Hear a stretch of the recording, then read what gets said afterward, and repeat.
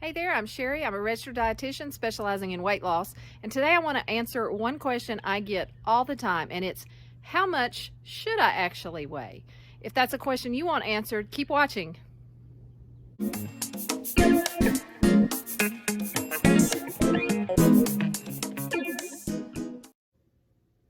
So how much should you actually weigh? I get asked this question a lot, and I get it. When you start a weight loss program, you want to have a goal. You want to have some kind of something to aim for, some type of way to measure whether you're, making progress or not. And I get it. But a number on the scale, it cannot be your only measure of success. You can't gauge success or failure for the day, for the week, just based on one number. And I'm going to talk more about that and what you can do about it later on in the video. But let's talk about how much you should actually weigh. Here's what I tell my clients. First of all, there's no quick formula. Sure, you could look at a BMI chart, and I'll talk about why that's not a great idea later too. But basically what I tell my clients is, let's not look at a number on the scale per se. Let's look at trying to find our lowest maintainable weight. And that is going to vary for everyone. So what is lowest maintainable weight? Basically what that is a weight that I can comfortably sustain, and it's supported by the way that I'm eating and the way that I'm exercising. So what that looks like is I'm at a weight and I say, okay, but to achieve this weight, I'm having to go to the gym 7 days a week. Well, then that is not my lowest maintainable weight. I can't maintain that, okay? So the other thing would be like on a severely calorie restricted, or maybe you're doing something where you're cutting out an entire food group. That's not maintainable either. So you may get down to a certain weight, but it's not maintainable. So we're looking for our lowest maintainable weight. How do we achieve that? I tell people who have greater than 10% of their body weight to lose, and that is just based on my input and what they want to do. Let's take, for example, someone who weighs 203 pounds. Do they want to lose more than 10% of their body weight? That would be 20 pounds roughly. So let's say yes, they definitely want to lose the 10 pounds. Let's set a goal to lose 20 pounds, which is 10% of your body weight, and then we're going to reevaluate. We're not going to set a goal right off the bat for 145. The reason you do that, it's too much. It doesn't give you a lot of motivation. Studies show that when you set a goal to lose 30, 40, 50 pounds, your motivation will wane easier than if you set a goal to lose 10, 20 pounds or 10%. For a lot of people is what I say. Let's lose 10% of what your current weight is, and then let's reevaluate. A few words of caution.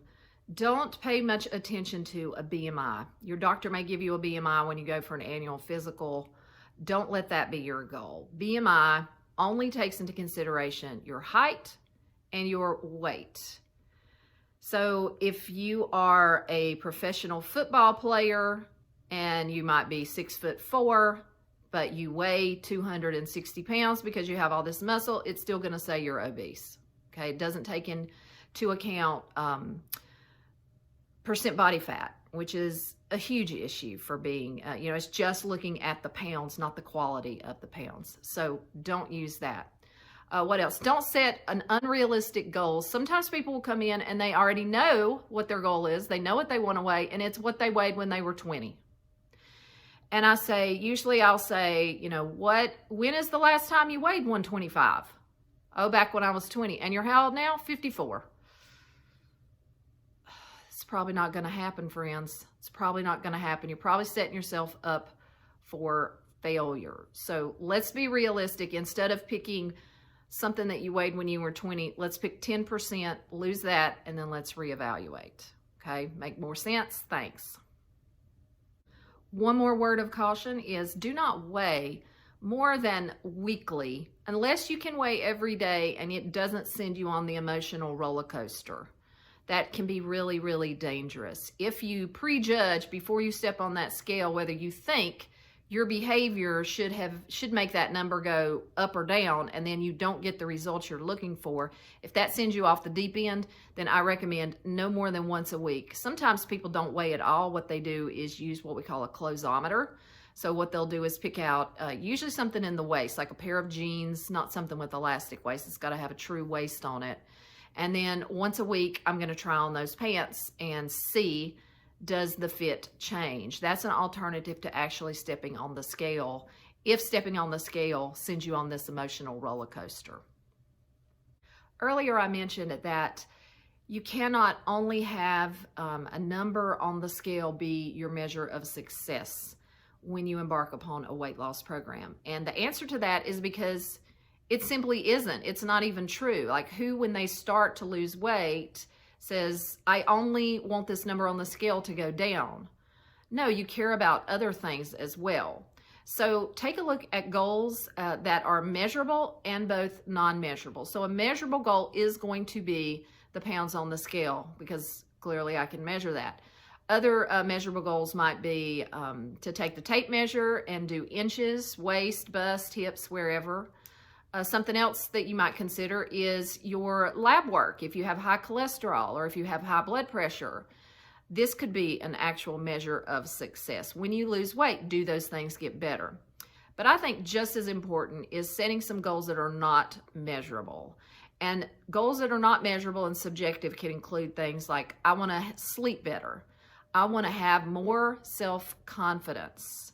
I want to have more stamina. I want to be able to go on a hike with my family and not have to wait for them to finish the hike because I'm out of breath. These things are all subjective, but I think they are just as important as setting goals that are measurable, like how much you weigh. So I hope now you know how to answer that question. How much should I weigh? If now you are wondering about what kind of diet, meal plan, weight loss program should I select, I've done another video and I'm going to put the link in the description and hopefully up here on the screen. And that is 3 questions to ask yourself before you begin any kind of weight loss program. All right, this is Sherri. Thanks again for watching. And if you enjoyed this video, please hit that subscribe button. It will help my channel to grow. Thanks.